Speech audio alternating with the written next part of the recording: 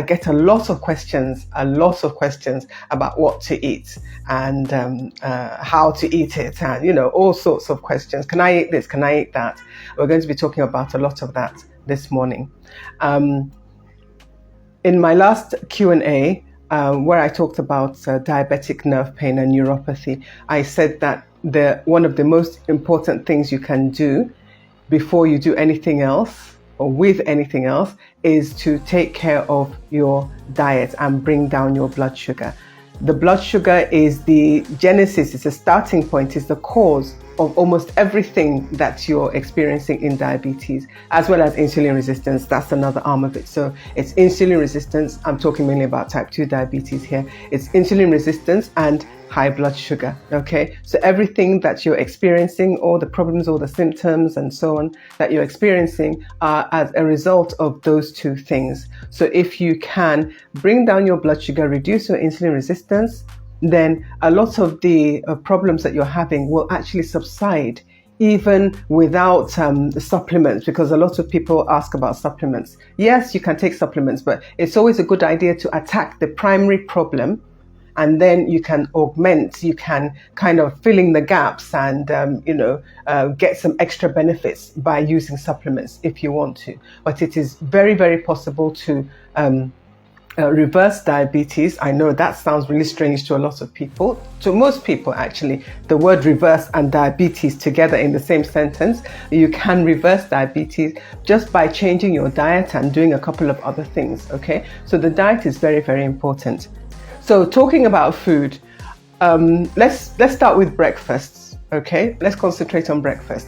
And of course, you've heard that breakfast is the most important meal of the day. Well, for some people it is, for some people it isn't. But if you do take breakfast, you want to know what you should be taking. Okay, so first of all, I'm going to give you 3 of the worst things. I've actually done a video about this, but people keep asking me. So I've just taken 3 things that are supposed to be health foods that you're encouraged that, in fact, when you find out that you have high blood sugar, that is one of the things that's recommended for you. And even some doctors will recommend this for you as well, dietitians and so on and so forth. Well, to each his own. But I'm just giving you what I have found in my experience to be the worst things, 3 of the worst. There are plenty of others, but 3 of the worst things that people are eating for breakfast, right?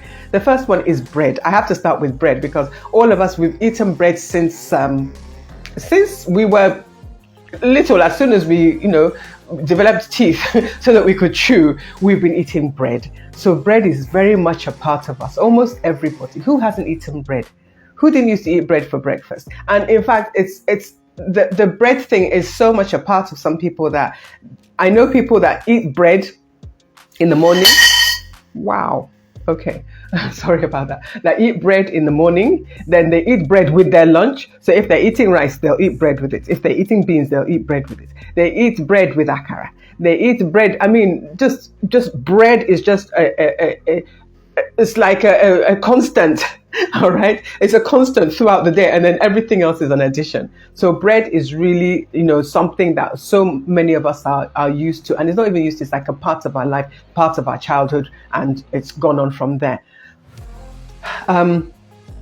White bread, no, just no. That's just a big no. All right. I'm starting there because during my like I told you, the program that I do, during my program, I've seen people who have diabetes. And they tell me what they ate for breakfast was bread, okay? And then Milo, get that? Milo, right? With milk, all right? As bread, Milo, and milk. The milk, no issues. The bread, that bread is just sugar, all right? That bread is just sugar. Never mind that you may say that, okay, that no sugar has been added to it. But of course it has. The commercial bread always has sugar added to it. But you may say, okay, there's no sugar added to it. Now that wheat in that bread is sugar. Believe it or not, it's sugar. Wheat is made up of glucose, chains of glucose, right? So that's glucose, glucose, glucose, glucose.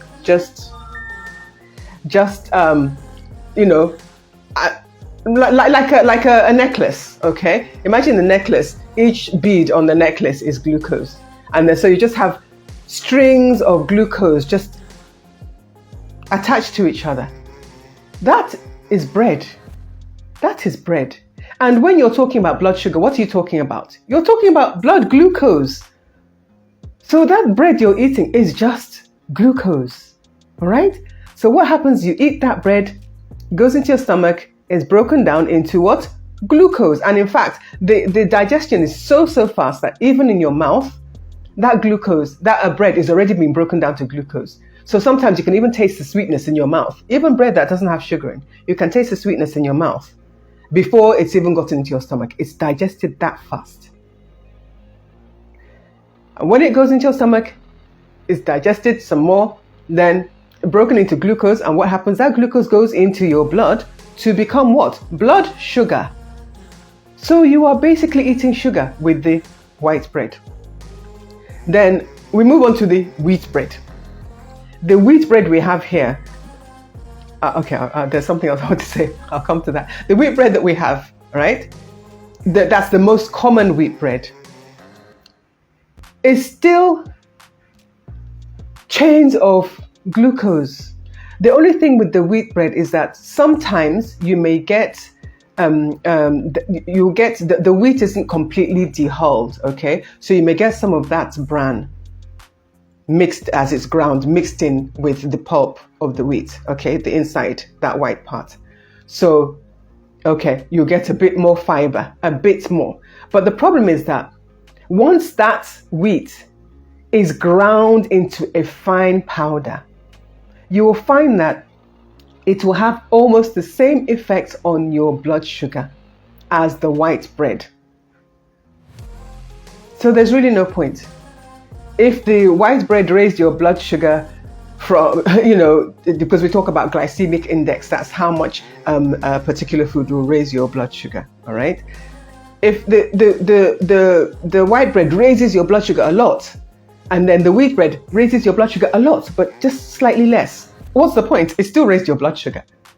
So this almighty wheat bread is no better than the white bread. If you're talking about whole grain bread, that is a whole different thing, because in whole grain you will see the grains, right? You'll see the grains inside that. That's lumps inside that bread. By the time you finish chewing one slice, you'll be tired. You'll have had enough. Whole grain bread is not something that you pack like 7, 8, 9 slices and say you're eating bread. No, that thing is chewy. So the advantage there is that the whatever grains they've used in it are not ground to a fine powder. So that means that it takes longer for them to digest, and some of it can't even be digested. So you don't get that your blood sugar shooting up into the sky. You don't get that. All right. But most of the bread around that's called wheat bread is not multi-grain, whole grain bread. It's not. It's just ground up wheat. So you're better off avoiding it. Then if we come to that 𝐖𝐿𝐻, I think most of us know that if you're diabetic, you shouldn't be drinking 𝐖𝐿𝐻. Hopefully, you should know that. But if you don't, know that now. Because if you have to learn to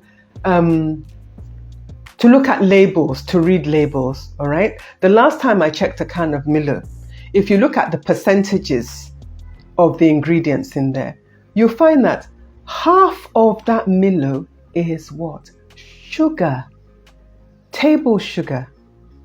50%, if you take 2 teaspoons of 𝐿𝐻 and put it into your cup, one of those teaspoons is sugar. Then the other is cocoa and milk and whatever else is in there. So definitely you should not be drinking 𝐿𝐻, right? So the bread issue, no, leave the bread. Bread, that's not a good idea, okay? Whether it's the wheat bread, whether it's whether it's the whole grain, the wheat bread or the white bread, just leave them. There's no point, all right? If you're actually trying to bring down your blood sugar, don't. Obviously, like I said, the 𝐿𝐻s, the chocolate drinks or the hot cocoa, whatever variety they are, they have so much sugar in. It's just that I've checked 𝐿𝐻 itself because someone said something like that. I was like, wow, is it that bad? So that's the one I've checked. But if you look at labels, learn to read labels and look and see how much sugar is in that thing that you're consuming, because sugar is everywhere, even in salad dressings. You'll be surprised that in your salad cream that there's sugar in there, because sugar makes everything taste great. And the people that manufacture these things, they're not your friends. They're there to make money. So they want to make sure that you are as addicted as possible to whatever it is that they're giving you. Okay? If you're addicted, then you keep coming back, you keep buying more, and then they make more money. So you have to be wise. You have to look out for yourself, because really nobody else is going to do it for you. So bread as a no-no, all right? Like I said, there's some bread that doesn't have sugar in, some like this pita bread and so on. So minus the sugar, it's still made with wheat. So you still have the same issue there. The next favorite that is supposed to have wonderful effects on your blood sugar is oatmeal, like 𝐖𝐭𝐡 and all the different varieties. Now, there are different kinds of oatmeal, okay? But the one that most people are eating, the most popular, the most easily available, ubiquitous, is everywhere, is the quick cooking oats, right? You have a hard time finding even the old-fashioned oats in a lot of places. So the quick cooking oats. Now, what happens is that they take those oats and they remove all the outsides, whatever it's called, of the oats, and they chop it up, right? They take it and they partially cook it, they chop it up, right? So it's in small, it's almost, if you look at instant oatmeal, it's almost like powder, So by the time they've done that, then when you cook it, it cooks in 2-3 minutes, it's done. That is going to raise your blood sugar. A couple of people, some people, they are very much in the minority, don't have a problem. But the vast majority of people, right, that I handle, that I interact with, they are shocked to find out that wonderful oatmeal that's supposed to be such a health food, is not helping them at all. It's doing absolutely nothing for them in terms of helping their blood sugar. In fact, they are shocked to find out just how much their blood sugar rises after they've eaten their oh so delicious and oh so healthy oatmeal. So that is the quick cooking 2-3 minute oats. The one that is slightly better, I say slightly because not much, it's slightly better, is the like the old fashioned oats, right? Those are slightly better. At least those they're not cut into small little bits, right? So they still have some body to them, so to speak. So those are slightly better. But some people find that even the old-fashioned oats raise their blood sugar substantially, right? The thing is that the quick cooking oats, because they're quick cooking and they're virtually ground into a powder, that's almost what it looks like. They're absorbed very, very fast, so you get a huge spike in your blood sugar, right? And you really, really want to avoid spikes in blood sugar. You want your blood sugar to be as even as possible. It'll go up a little down, but you shouldn't be spiking and dropping. That's as dangerous as having persistently high blood sugar. Different things go on, but you shouldn't be doing that, all right? So, steel cut oats for some people are better, but they are very, very difficult to find for most people, right? Depending on your location. What you easily get your hands on is the quick cooking oats, followed by the old-fashioned oats, and then the steel-cut oats. Those are very difficult to find, and those, for some people, are better than the other oats. But like I said, this thing is so individual that some people they just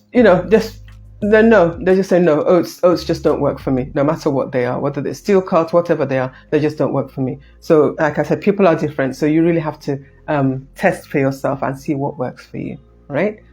So that is the oatmeal. Then another thing that people like to eat as a health food, breakfast cereals, right? They've become so popular. The problem is that there's that perception that they're healthy because a lot of the marketing is trying to tell you that they are healthy. There's a lot of like adverts, they market them, some of these to children. They'll use cartoon characters and make everything bright and cheerful and so on. Sometimes on the carton, you'll see that the whatever cereal it is has been endorsed by the society of this and the society of that and so on, and is fortified with a million vitamins and minerals and so on. Well, the thing is that when those cereals are made, they basically strip all the nutrients from that cereal. They strip all the nutrients, because those things that the nutrients and all those other things, they reduce the shelf life of food. All right, they reduce the shelf life, so they remove everything, and then they now add back in some synthetic vitamins and tell you, yay, it's really, really healthy for you because it's got vitamins, it's got minerals added. Why do you need to add? If you didn't take them out in the first place, you wouldn't need to add anything back. So all the cereals, virtually all of them, you should avoid them. There are a couple, like some of the very high fiber ones, okay? Some of those are okay. But if you're talking about all the pops and loops and all those colored things that they've turned into all sorts of weirdy shapes, and some of them even have orange and purple and blue. I mean, gosh, your food shouldn't be that color. It really shouldn't be. So avoid the breakfast cereals. All right, there are lots of things you should avoid, lots of things that are marketed as being healthy. Now, if you are metabolically healthy, you don't have any blood sugar issues, you're not obese, you're not thinking, but the thing is that I would have said that if you're someone in your 20s and so on and you're metabolically healthy. But we're finding even now that you're getting people in their 20s, young people, that are starting to have high blood sugar, right? So even they should not be eating these things. But there are some people who can get away with eating some of these things because they are metabolically very, very healthy. But I keep saying that once you have diabetes, once your blood sugar starts going up, even before you get to the level of diabetes, once your blood sugar starts going up, that means that there's trouble is on the way. So you should really start avoiding these things. You shouldn't wait until your blood sugar goes up and then you start avoiding them. When your blood sugar is already high, you should avoid them. But when you see the signs coming, and even like in your kids and people around you, young people around you, you should try and limit these things. If you have children, limit them. These breakfast cereals, I know they're convenient and so on and so forth. Just pour it into a plate, slosh in some milk, and everything is fine. Breakfast is done. But we are the ones that are now helping our children to develop this blood sugar. We are having teenagers that are starting to develop diabetic symptoms. Before, we used to have type 1 and type 2 diabetes. We say, okay, type 2 is mainly like people that are like 40 and above. We are now getting teenagers that are having type 2 diabetes that previously used to be in the realm, something that was peculiar to people that are 40 and above. So some of these things that you should avoid eating. Also, don't give them to your kids. As much as possible, don't give them to your children. All right. So I've talked about those ones that you should avoid. And there are lots. I'll just go on to what you can eat. Okay. Some things that are better. Now, I'm going to mention something that a lot of people are going to say, no, you shouldn't eat that. It's bad for you. Eggs. Eggs are one of the healthiest things you can eat. And don't shy away from eggs, because some people say, if you have high cholesterol, if you have this, if you have that, you shouldn't eat eggs. The thing with this cholesterol thing is that your body makes cholesterol. Most people don't know that. You need a certain amount of cholesterol every day. If you don't get it in your food, your body will make extra. Say you need, let's take an arbitrary number, 100, and you only get 30 in your diet. Your liver, your body will make the remaining 70 to make sure that you get the required amount of cholesterol per day. Because cholesterol is in everything. Your cells, that's your skin, your cell membrane. I mean, cholesterol is so important. Cholesterol is used for hormones, or your sex hormones and so on. Cholesterol is vitally important for life. You can't live without cholesterol. So this idea that if you eat cholesterol, then have to raise your cholesterol, no, not really. Not really. Even people that have had a heart attack, have heart disease, Nowadays, they're changing the guidelines because they're seeing that, look, all this mania about cholesterol, now that it doesn't really hold true. Okay, so even people that have had heart disease, have had a heart attack, can eat a couple of eggs a week. You don't have to like say no eggs at all. Eat a couple of eggs a week. And eggs are so versatile. There's so many ways you can cook eggs. You can cook them with vegetables. You can put sardine inside. Onions, tomatoes, cabbage. There are so many ways to cook eggs. You can fry them, you can boil them, So eggs are so versatile, and it's like a complete food because it has protein, it has vitamins, it has fat, it has everything. So you don't have to like eat 20 eggs. No one's saying you should eat 20 eggs. But if a couple of times a week, eat 2 eggs or 3 eggs. And the way the eggs are shrinking where I live, you may need 5 eggs to get the equivalent of what used to be 2 eggs before. Because the eggs are, okay, I won't go into that. That is something else entirely. So you can actually eat some eggs, even with the cholesterol issues, even with the heart problems. Because eggs are, some of the nutrients they contain help the eyes, So they are full of vitamins, full of minerals, full of protein. They are just so good for you. So you can find a way to incorporate eggs into your diet. You can try yogurt, okay? Yogurt is just basically, it's milk. They add some bacteria to it. I know it sounds horrible to hear bacteria, but they add some bacteria to the milk, and it curdles. And that's the bacteria. They eat up the sugar inside the milk. Okay, they use up that lactose inside the milk, so that reduces the sugar content of that milk. So you can eat yogurt. Yogurt is great.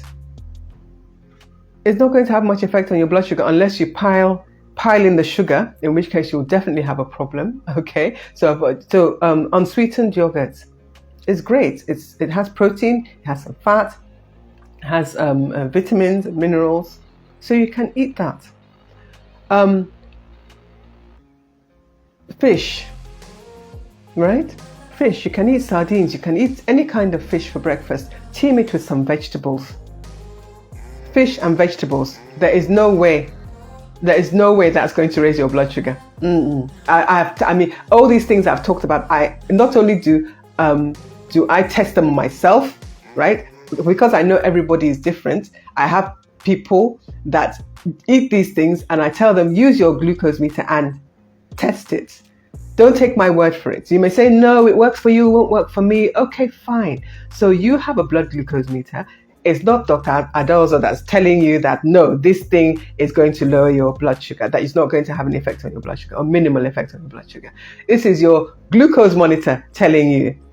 It has no interest in your health. It doesn't care whether your blood sugar is high or low. The blood glucose monitor is completely impartial. So when you eat these things that I've told you to eat, use your glucose meter and check it. It's simple. It's really that simple. You don't have to take my word for it. Test it for yourself. Because I tested anything I suggest, I test it on myself because I have my own blood sugar issues that I have managed to keep at bay for years. Test it for yourself. I test on myself and I ask people, because we're all individual, you test your own and see what it's doing to your blood sugar.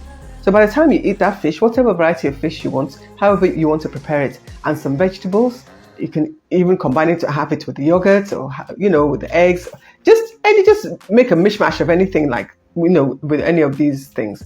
And you'll find that your blood sugar will go virtually nowhere. To be almost, remember we said that we want just gentle fluctuations. We don't want spikes up. We don't want spikes down, steep drops down. Okay. You'll find that when you eat these things, your blood sugar will be just fluctuating gently around kind of a level like that. And when you eat these kinds of things over time, you'll find that if it was fluctuating up here before, over time, it will now be fluctuating. It will come down, and the fluctuations will be around a lower number.